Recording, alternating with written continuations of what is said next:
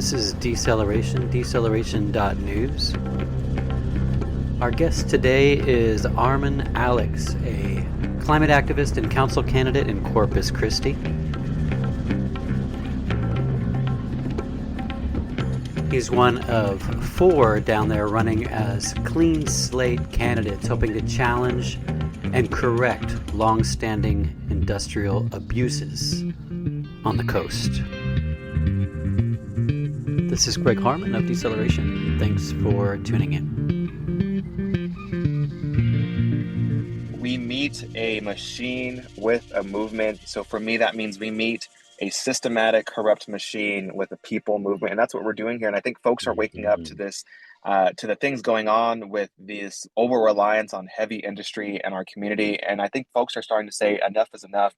So deceleration is in a sort of pause to regroup moment for a hope for relaunch in January, but we could not sleep on an encouraging movement down in Corpus Christi, down at the other end of the San Antonio River there. The political vision of city leaders at this climate critical port. In fact, this is the majority of U.S. crude oil flows out of the country to points around the world furthering the climate crisis at this point, at Corpus Christi. Now that longstanding practice, the vision of industry first, is being challenged by a group of candidates running as the so-called clean slate candidates. These are members of the community who are bound together by shared values and policy interests, not least of which is defeating the a proposed resident-funded desalination project being built almost exclusively for the benefit of industrial users. Now, one of these candidates is for give you an example of who we're talking about, is a president of the local teachers union. One is a history professor and Sierra Club member. Another is the heading up the local League of Women Voters. And our guest today, Armon Alex, is a climate organizer and activist who has worked in a variety of interesting roles, highlighting the immense challenge and opportunities of this moment. Now, the clean slate race, I should say, is recently highlighted as a vastly undercovered election with an outsized climatic importance, and that's Vox. I think they included them in a national kind of roundup of undercovered climate critical elections. But even here down at the state level and at the regional level, I would argue that this effort hasn't gotten nearly enough attention, and that's why we're stepping in kind of on an off day to visit. So without further delay, here is Alex. Introduce yourself for listeners and talk a little bit about why you got into climate activism, what shape that's taken in your life. Well, thank you so much, Greg, for having me. And howdy, folks. Thanks for tuning in. Thanks for listening to this special episode, a segment. My name is Armon Alex. I am a proud Black and Tejano native of Corpus Christi. My family has lived in this region for a little more than 40 years or so. And so we take a lot of pride in our space here as a family, in the way that we interact with our environment and the community that we've been building here. I was born and raised in Corpus Christi, Texas. I moved to Houston in the 5th grade, and I moved back to Corpus at the end of 10th grade. And I graduated here out of Corpus Christi, Foy H. Moody High School, and then I attended A&M Corpus Christi for science communications, political science. Originally going for marine biology because I wanted to be a marine biologist. And after doing some research in water quality and I did some jellyfish research, I was like, I can't stay in a lab. I love talking to people. And I knew that because at that time, this transition from high school to university, I was also volunteering at the Texas State Aquarium. And I truly believe that's one of the first realizations that I had, that this space is meant for me to connect people with our environment, and most importantly, the species that live in our waters and our marine ecosystems. But truthfully, I think that my love for the environment started when I was really young. There's this story that I love talking about my father because he's one of the many men that I look up to in my life. When I was younger, my mom and my dad had split, so he had lived up in Dallas, but being raised by a single mother here down in Corpus, he would continue to visit every now and then. So whenever he would come down, we'd go down to the Corpus Christi beach. And had to have been at the age of like 8 or 9. We would walk down the beaches and the shorelines of Corpus Christi, even the downtown and the Bay Area, and we would collect seashells. honestly, Hmm. just Hmm. regular seashells. Now, the interesting part though is my father. He's an interesting character, definitely old soul. He's all older than me, of course, but he had this interest in seashells that had a story to tell. He would say the ones that were battered, beaten, maybe had some barnacles, maybe had some holes in it. He just thought that they had such history, that there was meaning in the way that they looked. And at that time, me being so little, I loved the shiny ones. I Yeah. loved the ones that looked practically brand new. And I say this because my father, before he passed away in my senior year of high school, he said to me, do you remember whenever we'd go down to the beaches? And I go, yeah, of course, of course. And I go, why do you bring it up? He goes, well, I think that was something that I admire about you so much, is that I Hmm. remember you specifically going out of your way to find the seashells that I liked because we would be Mm. at the beach longer. You were going out of your way to ignore all of the shiny seashells that look like they were from the store, and you Hmm. would collect the seashells that I liked. And so he goes, I love how compassionate you are for others and the fact that you put others' needs before your own. And I hope that's something that you never lose. Let that be the core of everything that you do. And so I think that ties me to our environment, to our community here in Corpus Christi. But most importantly, that's one of the reasons why I decided to run for office. I started to realize that putting people before our own needs was not the priorities of people in office currently. Hmm. And through all of my education, through all of my experiences in advocacy and talking about climate change and how that interrupts our ecosystems and how we need to put our ego down and put our eco up. Hmm. That's what I decided to run for office, because there's also this environmental justice layer on top of it all here in Corpus Christi. We all know now that the environmental movement is intersectional. It impacts just about every sector of our livelihoods. And Corpus Christi is going through it right now, and we need, climate heroes and champions to really push in a new generation of proven leadership that's going to put our people first. Hmm.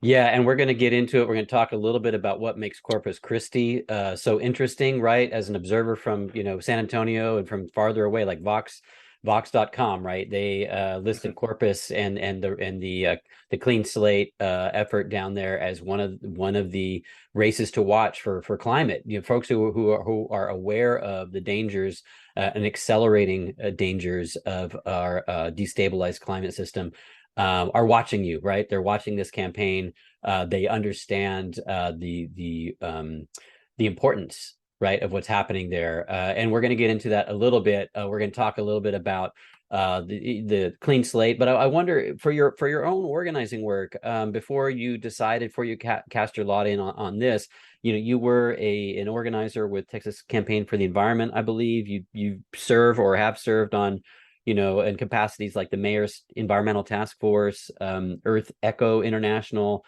I believe it's called the Gulf Research Institute. If you could Mhm. kind of maybe describe some of those relationships and just when you really knew or when you stepped into this as, your life, right? I mean, we got to say Corpus Christi is front lines in many ways, right? You're on the beach. I think Surfrider Foundation and others have pointed out, not only is it becoming more dangerous or difficult to surf safely, but you're right there by Rockport, which is one of the fastest retreating coasts in terms of sea level rise and subsidence. There and you're you're hemmed in by. We'll get into this in a minute, but a lot of petrochemical and LNG and all the rest. So you're in a remarkable place, a beautiful place, and a historic. If you could talk maybe kind of on that background. Yeah, let's see where to start. I mean, the reality is our coastline here in South Texas is being over industrialized. And I'll Mm-hmm. and I'll set that for context. The work that Mm-hmm. I've been doing over the past, close to a decade now, it can be described as, advocacy, activism, environmental advocacy. But I consider myself a humanitarian at the end of the day. Uh, Okay. Someone that values the the life that we live, and make sure that everyone deserves fair and equitable opportunities to pursue happiness, right? I mean, it's a part Hmm. of our democracy. Nonetheless, in terms of the environmental kind of career that I'm seeing here now, it's, currently I'm the co-executive director of the Gulf of Mexico Youth Climate Summit. This was specifically formed with my partner and I to make sure that young environmentalists and activists in the Gulf region are connected, because what we've seen here in the Gulf South, including the southern states, Mexico and Cuba, Hmm. because it's a broad community around the Gulf of Mexico. Hmm. What we're seeing is there's a coalitions, there's commissions, there's boards, there's alliances, all of these big groups, but they're all primarily filled with older white men. It's certainly not with any women, certainly not with any young people. And we understand the power that young people have to transform not only the way that we live, but the systems in place that are holding us down. And so we wanted to make sure that the young people in the Gulf of Mexico who are doing substantive work in this regards to making sure that we protect our environment and we stand up for the folks that are being impacted by environmental injustices have a platform to get together. So that's the work that we do with the Gulf of Mexico Youth Climate Summit. Hmm. And then that is now a premier youth program underneath another organization I work with, which is the Gulf Reach Institute. We primarily focus on serving underserved populations through STEM education. We give them opportunities to, practice environmentalism, practice, good health and good mental health through education, advocacy, and policy work. Our reach is throughout the Gulf of Mexico as well, and we work with students from the Gulf states, southern states, as well as Mexico and Cuba. And as a Hmm. matter of fact, because of this organization and the work that we do, we were able to officially launch Youth Advisory Congress. So now we have Congress members that represent every state of the US and the Gulf South, That's as well as awesome. members from Mexico and Hmm. Cuba. They now have the platform and a voice to start looking at policy and working with policymakers and experts in the Gulf South to address climate change and environmental injustices. Those are just two nonprofits I work for. And I know you mentioned, the work that I do with the city, and I really want to emphasize this too as well. It's one thing to work with nonprofits. I personally believe that one of the ways that we can address both environmental injustices happening and how to protect our environment is through long-term policy. So I Hmm. work closely with governments. I also do consulting with other folks in other cities and their governments. But most importantly, here at home, I've been involved with, the City of Corpus Christi's Island Strategic Action Committee. This was Hmm. specifically looking at North Padre Island as a whole. I was the Mustang Island representative. I made sure that every decision being made when concerning the development plan on the island, we were taking residents' concerns first. And then you also mentioned the mayor's environmental task force, and this is something I'm really excited about. Corpus Christi has been around since 1852. When you look back at the history, we've seen an exponential growth of industrialization in our area. So topics like the environment and Hmm. climate change have been oppressed.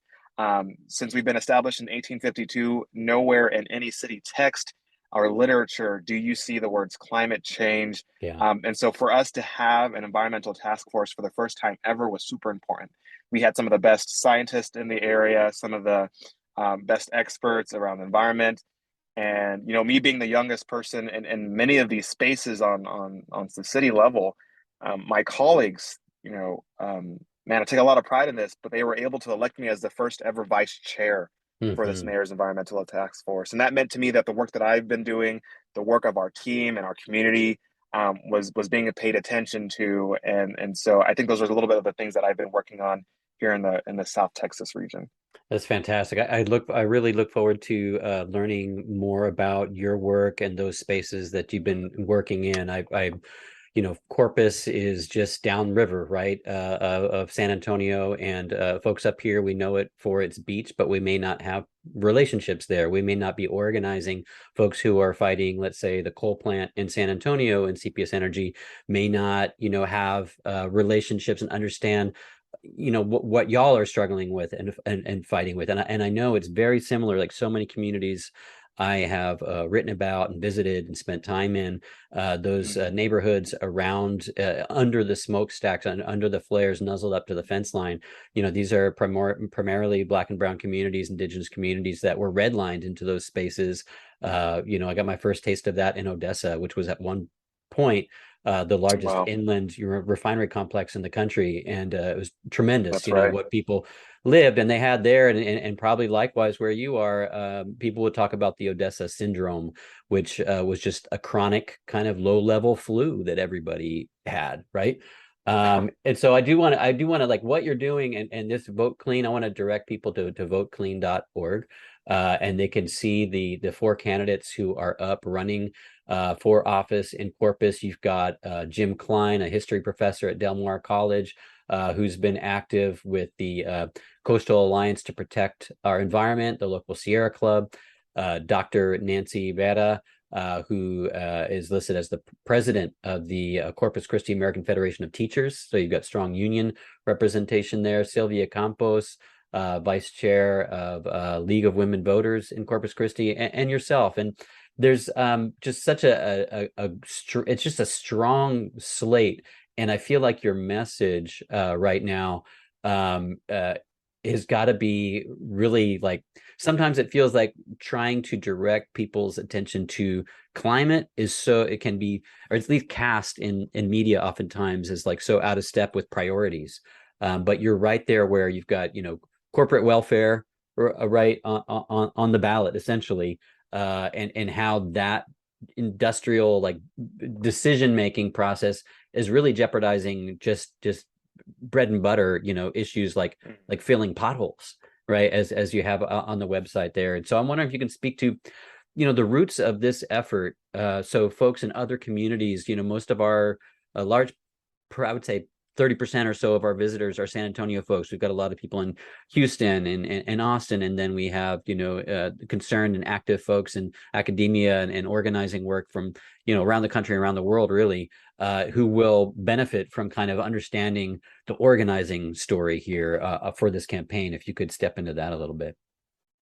Yeah, thanks. I think I want to preface this with at least saying, if you're tuning out and you don't live in Corpus Christi, this isn't something that you're detached from. What's going on here in Corpus Christi is massive. Corpus Christi has the number one exportation of LNG.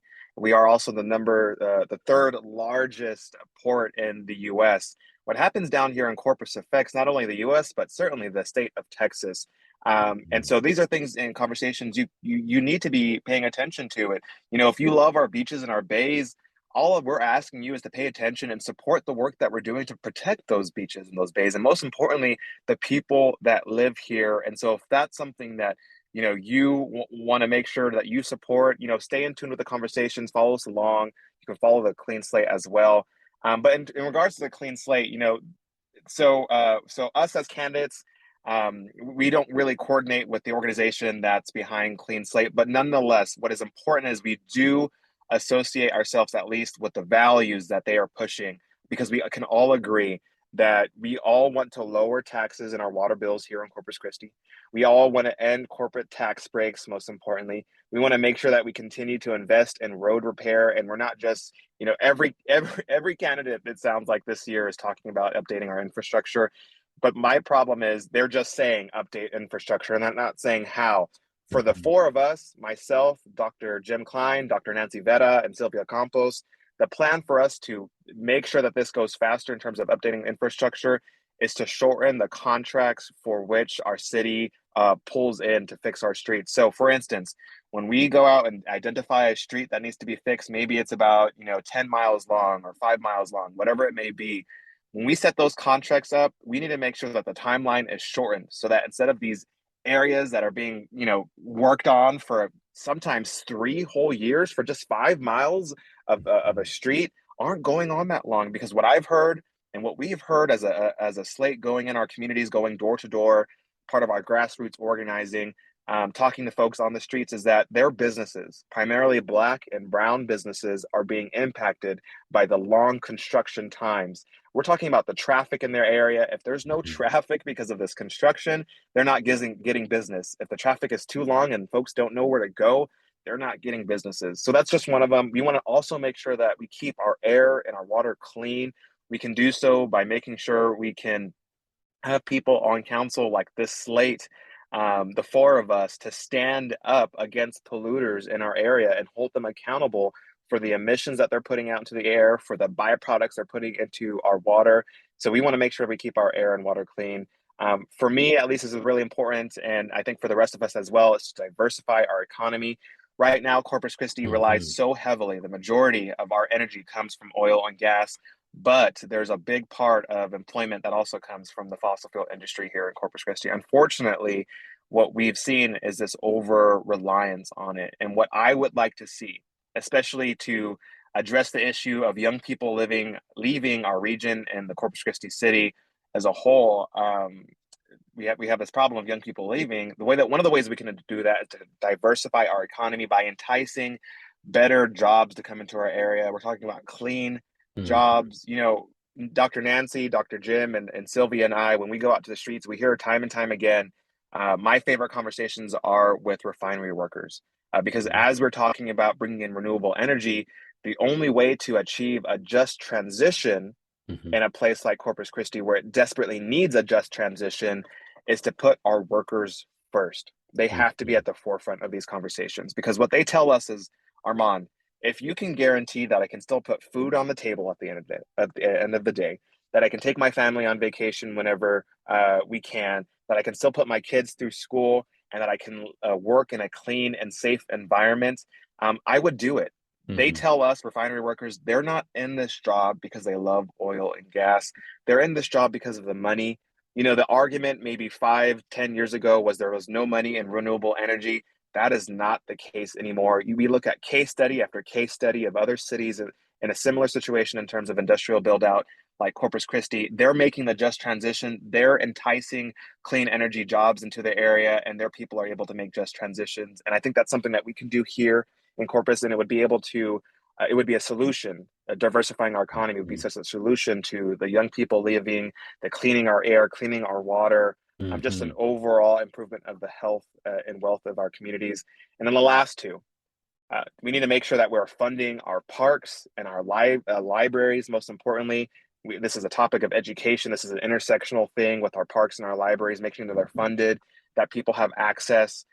This is also a wealth disparity issue in terms of people making sure they have the access to free information, but also to enjoy our parks, and making sure that Mhm. our parks are suitable for people with disabilities.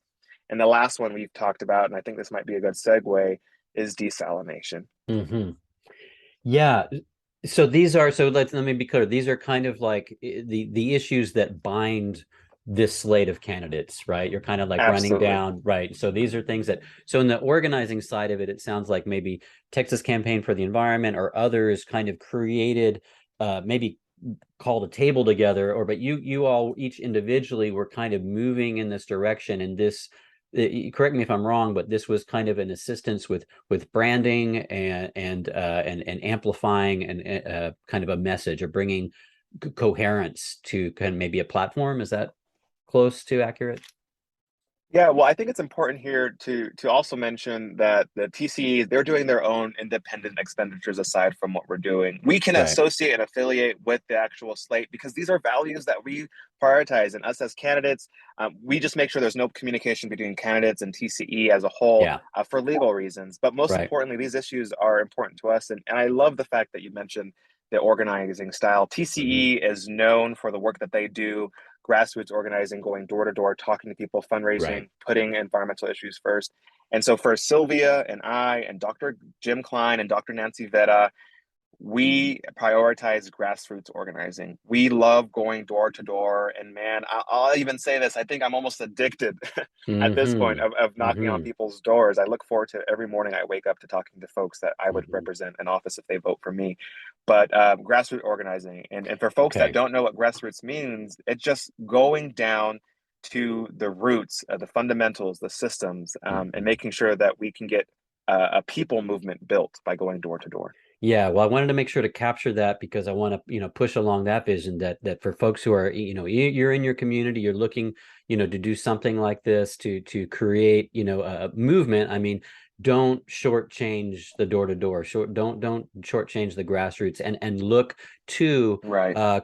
existing organizations and those organizing work and workers that understand that world and kind of network in. And I guess that'd be my encouragement. I'm not a big door to door. I've done it a couple of times, but that's not where I'm at. I'm a writer. I'm a journalist. I do this kind of thing.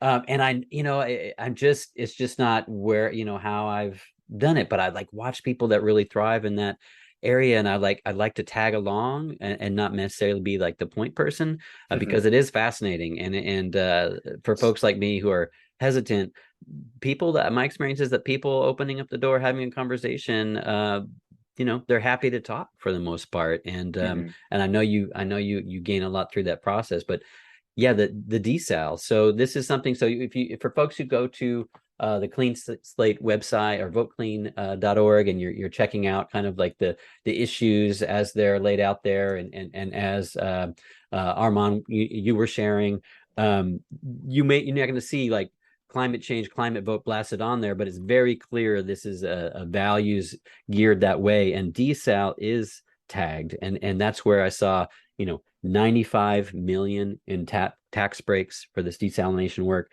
a $500 million, or rather tax breaks to corporate interests there. $500 million is that desal project, and 80% of the water is going not to the community. So I mean, it sounds like there's just a huge subsidization Right. of industrial and corporate interests in Corpus, and it sounds like that this is pretty mainstream, like understood struggle, that this isn't kind of a free, you're not stuck trying to roll a ball uphill. People feel that there. Is that right? Is that Mm. what you're seeing? Yeah, I mean, absolutely. I think what's really awesome about the power of doing grassroots organizing is that you get to see the momentum and the movement building.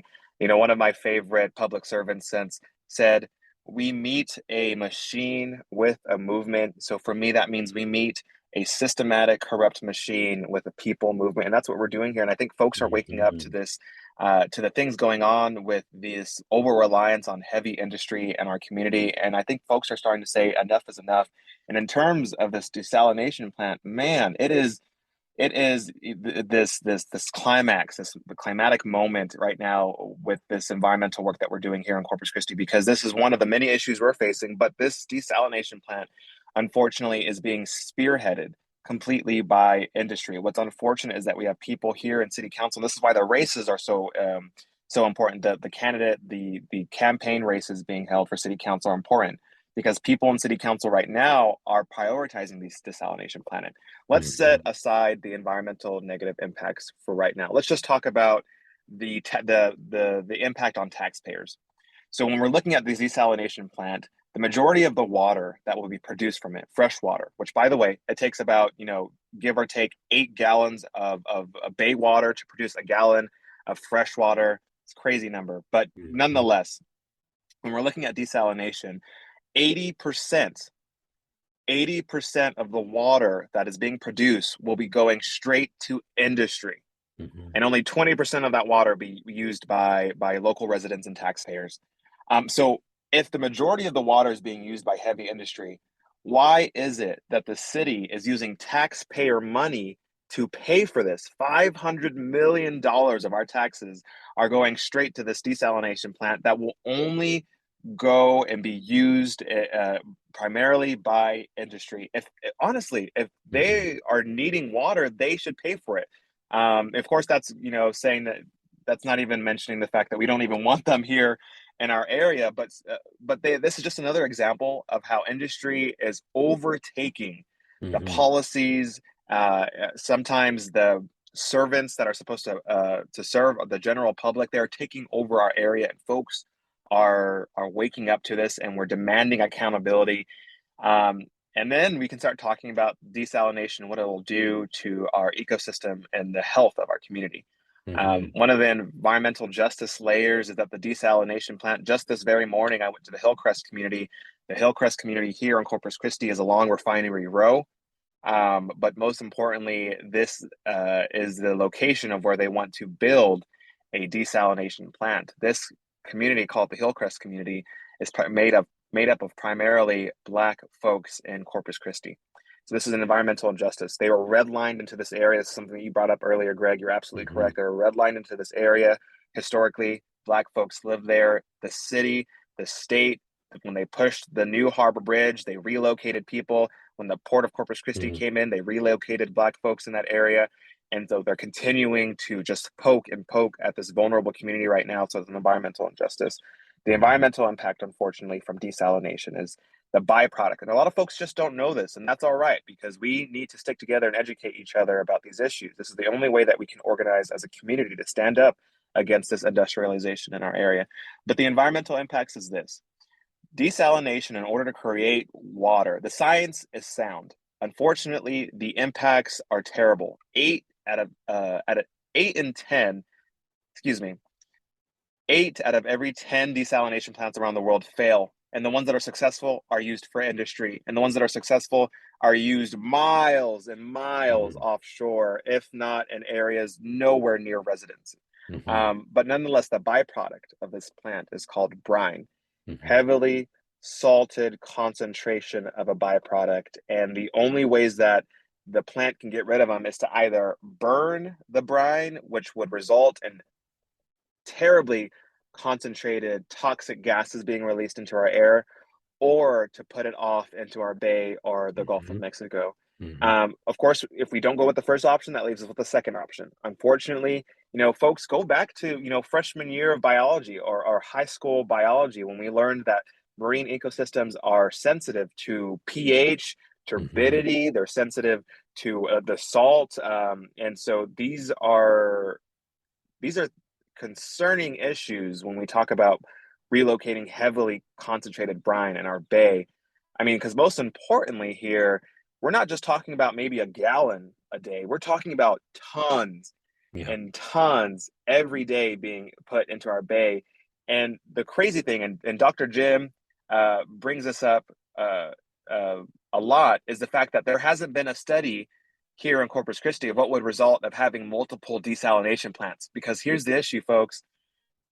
The city of Corpus Christi isn't the only desalination plant that is being looked to be built. The port wants to build one. There's another Mm-hmm. one that is being permitted that they haven't moved on yet. There's multiple desalination plants that are wanting to be built in the port or around the Corpus Christi Bay.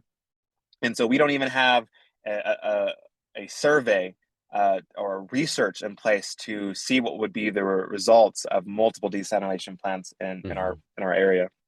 And the energy to power all those, right? At this critical time, or where we need a transition to better generation sources. There's so much going on there, and I do hope folks will check in. I'm thinking, as you know, as your upstream neighbor here in San Antonio, we can do our best locally. We've got the San Antonio River Authority up here. We try to to organize and make sure that, like, in this interplay of fresh water and saline water in the bays, so there's healthy fisheries and all the rest, good living ecosystems, right? That's the least we can do, right, as upwater neighbors.